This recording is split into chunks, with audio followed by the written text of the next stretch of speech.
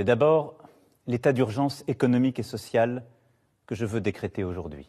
Une allocution courte, il a regardé les Français les yeux dans les yeux. Je ne vais pas vous redonner toutes les mesures, mais il y a l'augmentation de 100 € pour le SMIC, les heures sup qui seront sans charge et sans fiscalité, ça dès janvier. Emmanuel Macron a pris le canadair de la dépense publique pour éteindre l'incendie social et fiscal. Une dizaine de milliards lâchés en 13 minutes. La question, c'est de savoir si Emmanuel Macron, contrairement à ce qu'il avait dit jusqu'ici, contrairement à tout ce que ses ministres avaient dit jusqu'ici, s'est transformé ou pas en Père Noël. Là, c'est une enveloppe vraiment consistante. En effet, on a des gestes sur le pouvoir d'achat immédiat. Le président a quand même fait énormément de choses. Il a coché un peu toutes les cases. Il a parlé des salaires, des retraités. Il a parlé du grand débat citoyen. Est-ce que vous avez souvenir d'annonces aussi fortes sociales d'un président de la République en exercice qui tentent quand même d'une certaine manière de renverser la table avec des annonces très fortes? Et ce soir, il faut quand même dire les choses. C'est un vrai coup de barre à gauche. Sans doute pas suffisant pour les gens de gauche, mais c'est clairement un coup de barre à gauche. Que les Gilets jaunes ont brisé Emmanuel Macron.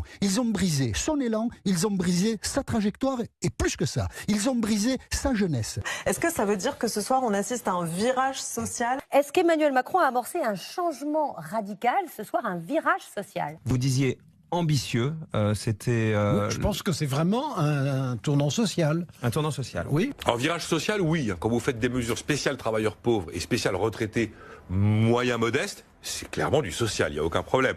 Oui, il a fait un virage social sans aucun doute. Oui, il y a un tournant social. Et là, on peut vraiment dire que c'est l'acte 2 du quinquennat. Et on va terminer ensemble sur une question toute simple, les amis. Après l'intervention d'hier, les Gilets jaunes, stop ou encore?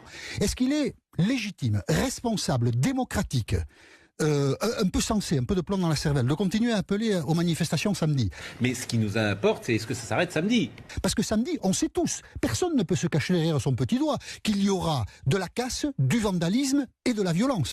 Hier soir, à la télévision, Emmanuel Macron n'avait pas l'âge de son état civil, 40 ans, il en avait 50. Est-ce que ce bilan suffit aux Gilets jaunes? Est-ce qu'ils veulent autre chose? Mais ils veulent quoi?